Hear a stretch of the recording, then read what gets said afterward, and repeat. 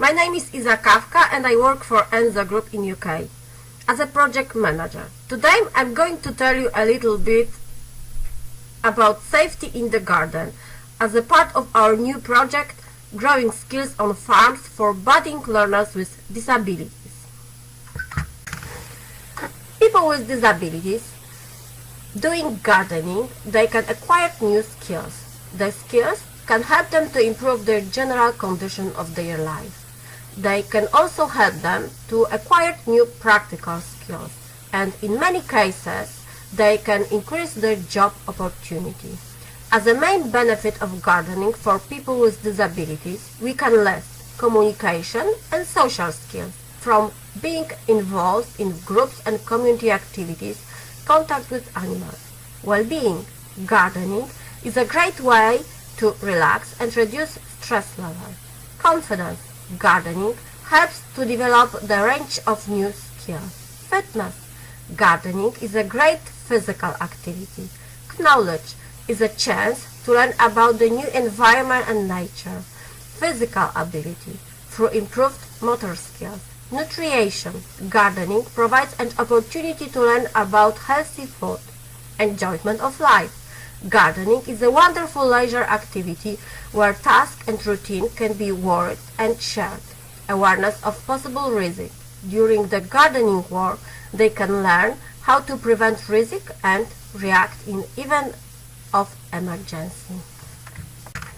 Working in the garden has many positive effects for well-being. It has been known for a long time that communicating with nature and using its nature properties has therapeutic and healing powers. Since the dawn of time, people observing nature and being an inseparable part of it found its elements, especially in plants, properties supporting their life processes. It has long been recognized that working in the garden, being outdoors and being productive is good for your health, and there is a lot of research into the benefits of gardening. However, there are some risks and safety rules to be considered in the garden and while gardening. Gardening is a relaxing and enjoyable form of exercise, but it can pose health risks. If you are careful, you can enjoy the benefits of garden in good health. Ignoring safety precautions and using wrong tool for the job are common causes of gardening injuries. First of all, establish gardening risk assessment.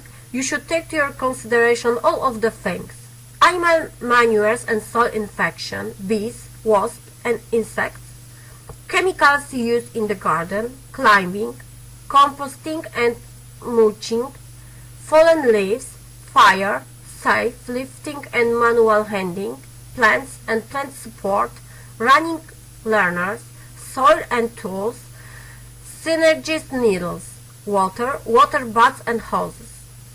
Broadly speaking, a risk assessment is the combined effort of identifying and analyzing potential events that may negatively impact individuals, assets, and the environment, making a judgment on the tolerability of the risks on the basis of the risk analysis while considering influencing factors. Adapting the garden to the needs of people with special needs. Before we organize the horticultural therapy activities, we must take into consideration different factors. Special needs of the participants, taking into account various health issues, conditions in the garden, seasonal and weather conditions. Therefore, you may need to make some adjustments and then plan your activity in advance. Visual presentation in the classroom or online. Participants taking part in the presentation where general safety rules are discussed. Tools, their storage and maintenance, safe and dangerous behavior while performing gardening activities, adopting proper healthy posture when carrying out gardening activities. How to protect ourselves in the garden. Wear a long sleeve shirt, long trousers and broad brimmed hat. Apply broad spectrum SPF 40+ sunscreen to unprotected skin 20 minutes before going outside and reapply regularly. Wear wrap-around sunglasses. Ultraviolet radiation may cause temporary blindness and increased risk of cataracts. Garden in the shade. Avoid gardening during the hottest part of the day, which is about 10 a.m. to 2 p.m. Garden in the early morning or late afternoon. Gardening equipment safety. Make sure your gardening equipment is safe. Use gardening equipment that meets European Union standards. Use gardening equipment with safety devices such as safety guards. Comply with the manufacturer's instruction or proper use of the equipment. Don't tamper with the remove safety guides of safety devices from equipment. Check your equipment regularly to make sure it's good working order. Clean your equipment regularly. Wear safety goggles when you use line trimmers, such as wiper snippers. They are a common uses of gardening-related eye injuries.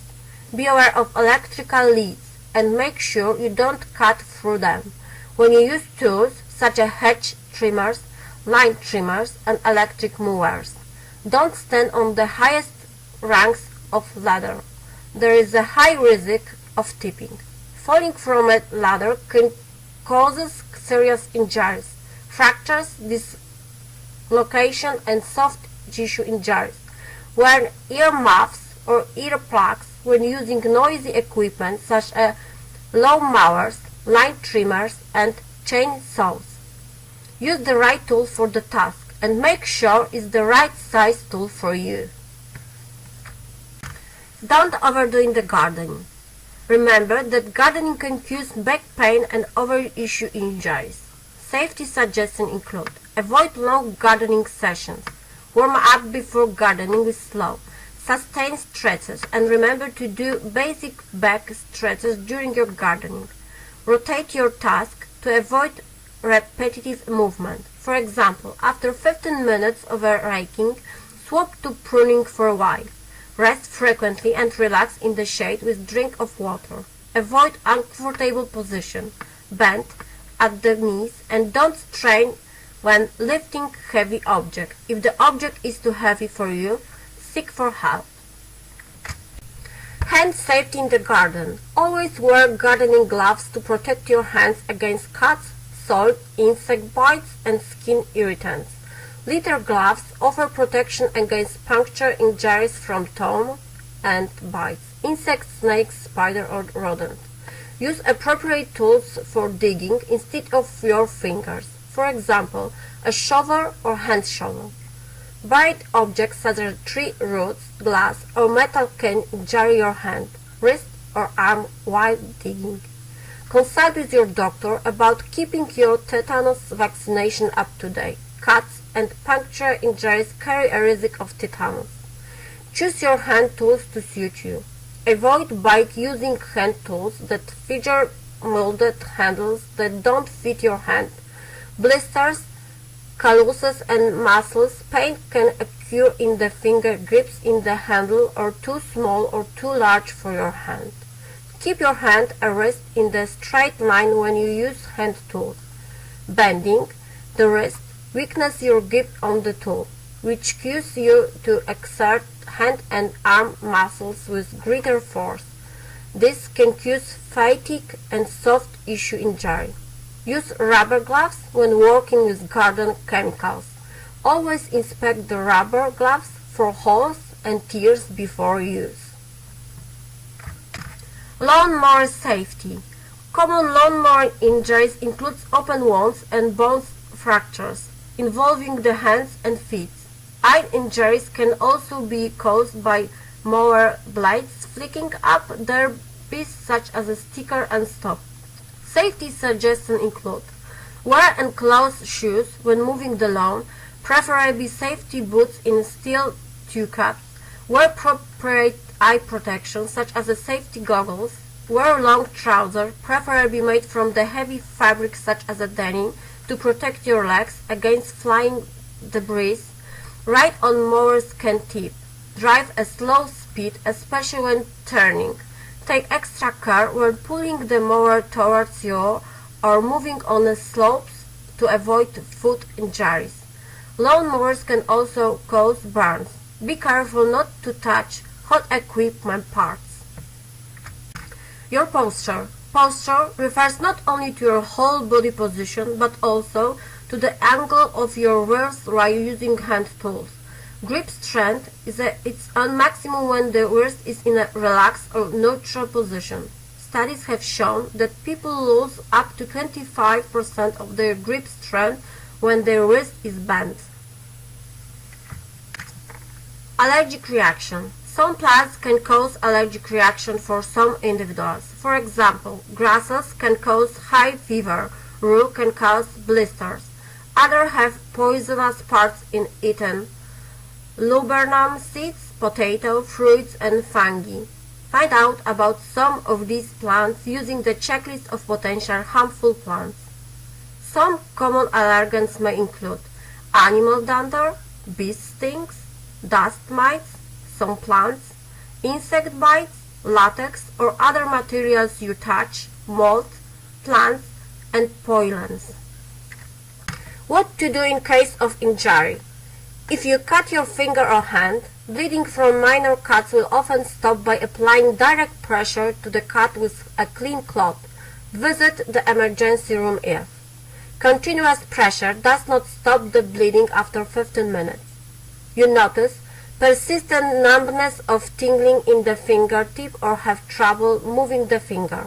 You are unsure of your tetanus immunization status. You are unable to completely clean the wound by rinsing with the mild soap and plenty of clean water. Use the first aid kit if needed. Remember, to safely enjoy the health benefits of gardening by using your hands and tools wisely.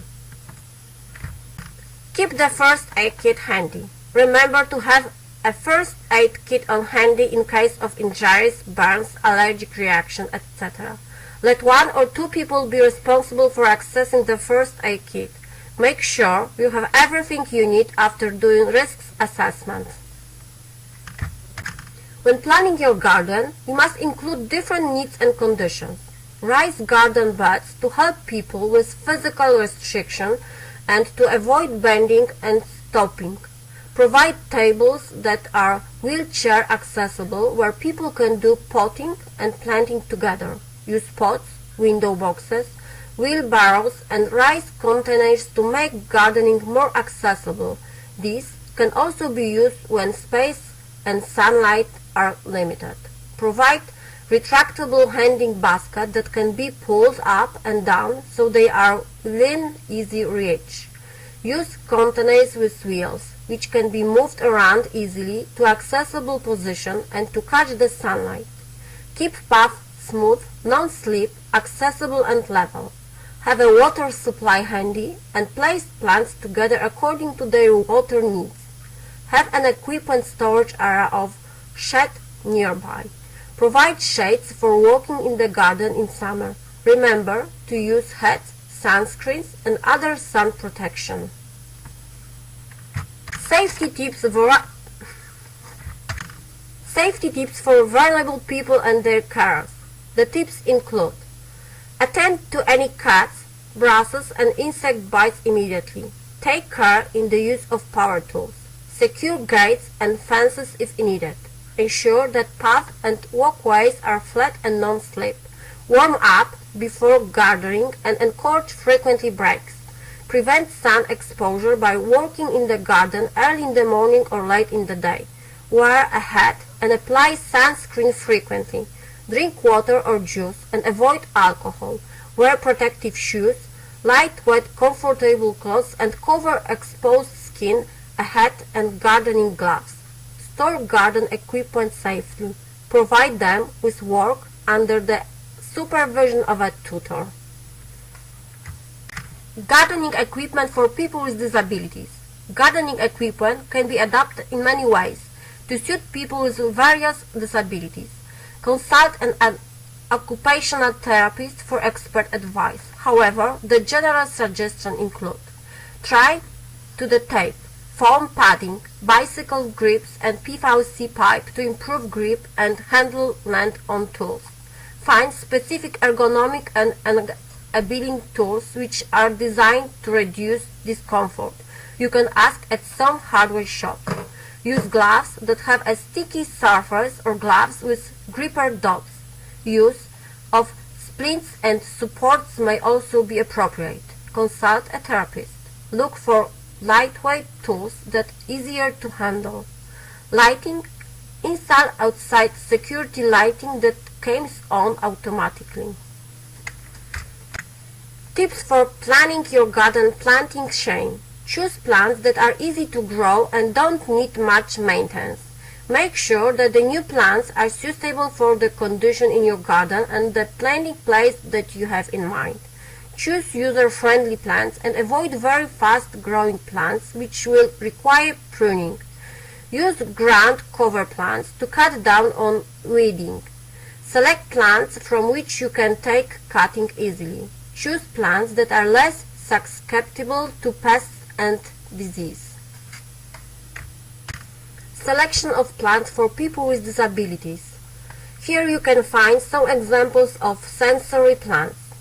It's very important to touch, taste, smell, bright color and sounds. If you think about touch, you can choose woolly lamb's ear, succulents such as aloe vera, bottlebrush spices, snapdragons. If you think about tasting, you can choose basil, strawberries, peas, rosemary, carrots, cherry tomatoes, figs. If you think about smell, you can choose jasmine, sweet peas, lavender, pelargonium, native mint brush, lemon balm, basil, citrus fruits. If you think about bright color, you can choose daffodils, rainbow chard, marigolds, pencils, sunflowers and olives. If you think about sounds, you can choose corn, bamboo and grasses rustle against each other when the wind blows. Here you can find some activities for people with disabilities. People with disabilities can be involved in many gardening activities, depending on their physical and mental condition, which may include digging, planting and sowing, watering, pruning and clipping, weeding and mulching, flower picking and arranging, plucking weeds, natural fertilization, craft activities using materials from the garden, harvesting garden produce, cooking food from the garden. Please remember and don't forget. Remember to familiarize participants with the necessary safety rules and remind them about it during the activities. Use of personal protective equipment. Exercise particular caution when working alone and in a group. Maintain appropriate social attitude. Maintain personal culture while cooperating with other participants or with the educator. Adaptation of clothing to weather conditions. Remember to put the tools in the magazine after work. Remember to wash your hands after garden activities. Conduct classes tailored to their physical and motor abilities. Have a first aid kit nearby. Appreciate their work and commitment and enjoy their success with them. Discuss with students what they liked or disliked. Talk about their feelings, observation, progress. Help them to achieve their goals. Now it's your time. Please create your safety garden rules for your group. Please take your time and do your best. After the whole presentation, you should remember, gardening is fine as long as it's safe. Thank you for your time and watching the short presentation. If you have any question, you can contact us at any time. We will be happy to help you.